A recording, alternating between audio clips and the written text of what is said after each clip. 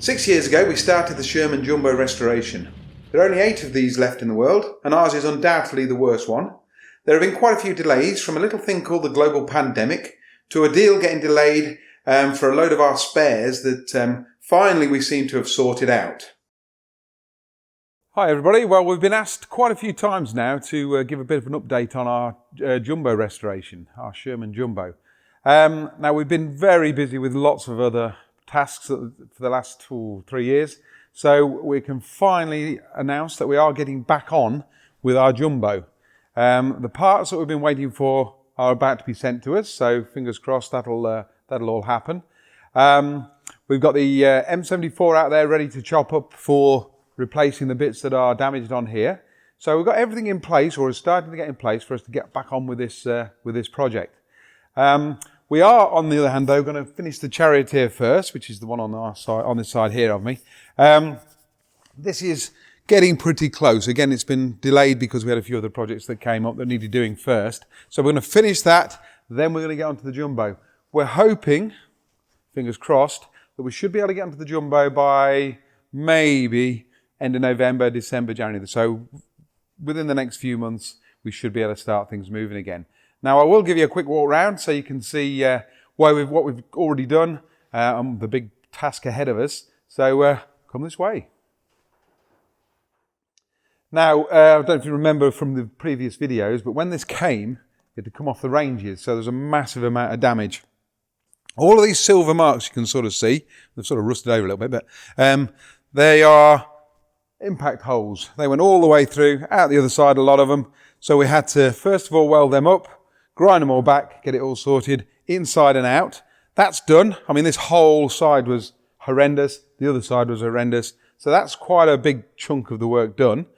The front over here, this slab here, came actually off another Jumbo because the slab that was on it was so buckled from an impact that it couldn't be saved. So this one was welded on before we got it, to be fair. I think it had tacked it on. I think we had to just finish off these welds down here. And one of the hardest things, you can't see on the video here, but that's the original wartime welding. And we had to try and replicate it, which, to be fair, I think I did a pretty good job of. Anyway, so as long as it stays on the front there, that'll be good. I'll show you on the other side as well now. Now on this side, this slab here, we had to actually replace it. So you can see this piece here had to actually be cut off and replaced. We have got the original piece, but again, it was hit so hard, it had buckled right out. And we may well have been able to get it pressed level again, but it would have cost a lot of money. So we have replaced this piece, but most of it hasn't been replaced with anything modern. Again, we had to try and replicate the weld, which again, I think we did a fair good job of. One of the worst bits though is up here. So here is one of the worst damaged parts. Excuse me. What's happened is a shell has come in from above through here, and it went straight through and took the sponson out in that front corner.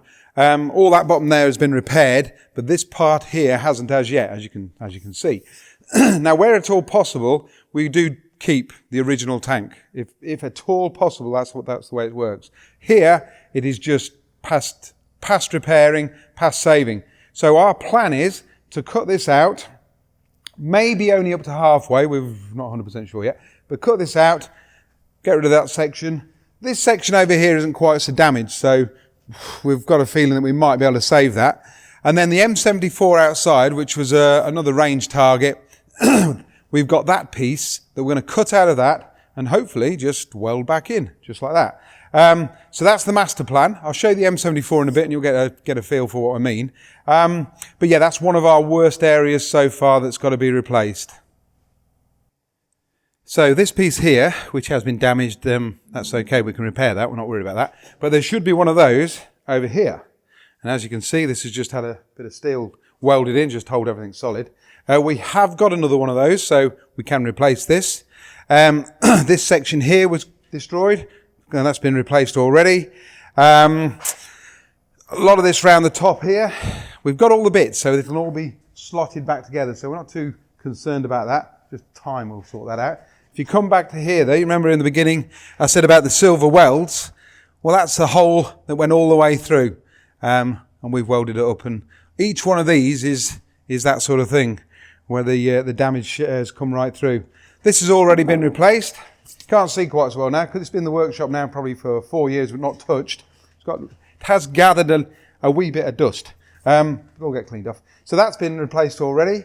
Coming round here, if I can get our cameraman to move round a bit. That's the original piece.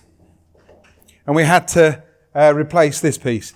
So that was cut out and replaced. Give you an idea, that piece on its own, I think cost me £500. So just that section there costs £500 for the steel and the machining work on it. Plus then we obviously had to fit it.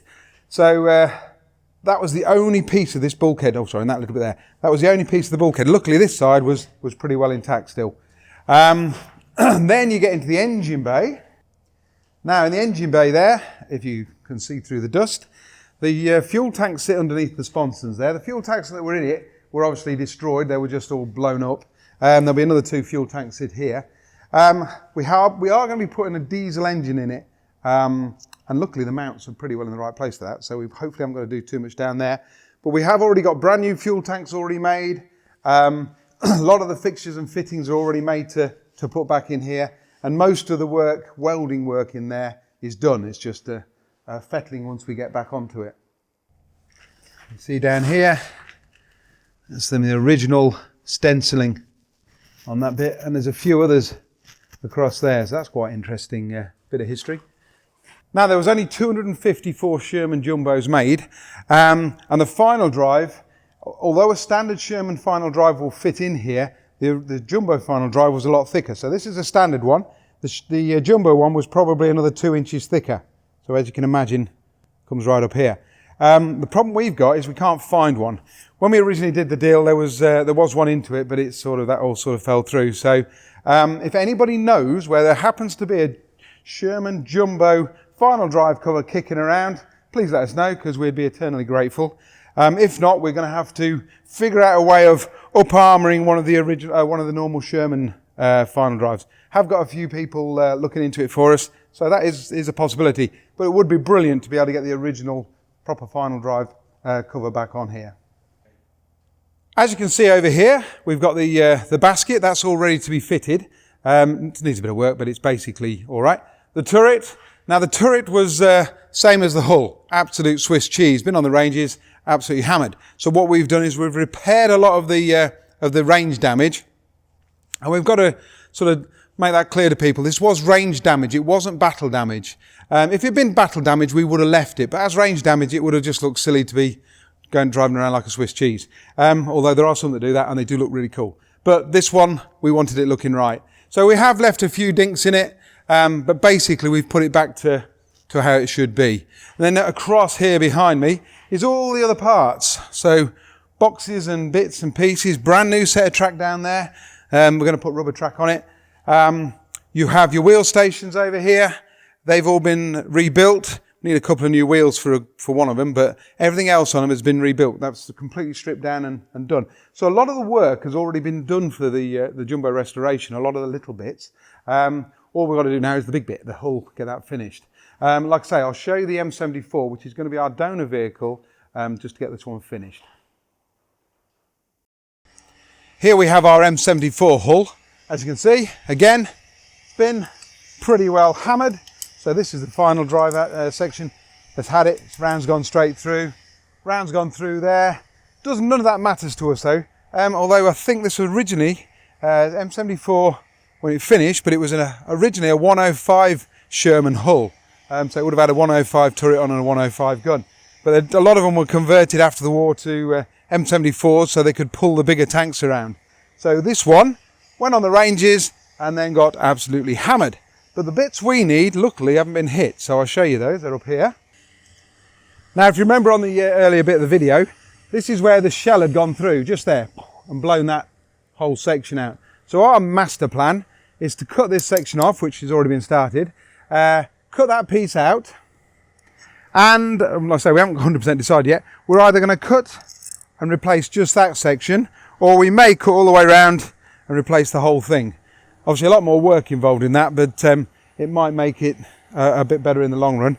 But we're still working on that, we're not 100% sure. But at least that piece isn't damaged. so we can make our jumbo look about right again. Like I say, this is originally we believed to be a 105 Sherman, so it would have had the 105mm gun in. That was all been taken off, the turret had been removed, and all the crew area emptied, and this massive winch has been fitted. No idea what tonnage it could pull, but it looks pretty powerful to me. We are going to leave it in because it's a lot of trouble to take out, because we're not going to be restoring this back to its former glory. I do believe somebody is interested in buying it as a hull to put it back to a 105 Sherman though, but we'll leave that bit for them to take out. But as you can see down on this side here, these are the impact holes. You can see where they go all the way through, and that's pretty well what the jumbo was like, the amount of damage, although this has been hit with some big stuff as well because it's completely buckled that whole plate. Fortunately, like I say, we're not restoring this one. We just need that section off there and a few bits off the back. Now we got this hulk from our friends at BAIV, and I'm hoping they're going to have a few other bits for us as well once we get back into the restoration. Things like, for example, I don't know if Dave can get on these. These are the air filters, and as you can see, I've seen better days. The engine, like I say, is we are replacing with a diesel, slightly more modern, but it fits in there nicely, and it'll make it a bit more usable for us because we would like to get this onto the shows and on the show scene a bit once we get it finished. But silly things like down here, there's a drive shaft. I don't know if Dave can get down onto that. Bits and pieces like that, to the layman, this may look like a complete wrecked engine bay. But silly pieces like that we need are still intact. And it's on both sides, so we've got those. The fans we've already got, so we don't need any of this. But just bits and pieces in there that are critical to our rebuild. So although it looks horrendous, and it is horrendous, some of the bits are perfect. Again, even pieces like this rear idler here, this is very usable still. Doesn't move, but a bit of work on that and we can have that up and running. Parts of here, the suspension units. Yep, absolutely, they look pretty hammered, but there's probably 4, I think, left on here, or maybe 5. Out of the 5, we could probably build 2 up that'll be something like, and we can get the parts for them still. Top rollers, we can get those. So yeah, there's bits there that we could use if we needed to. Now we get bound to get a few comments from people saying, "Oh, you got to be careful with these old wrecks because they were fired at with depleted uranium rounds and things like that."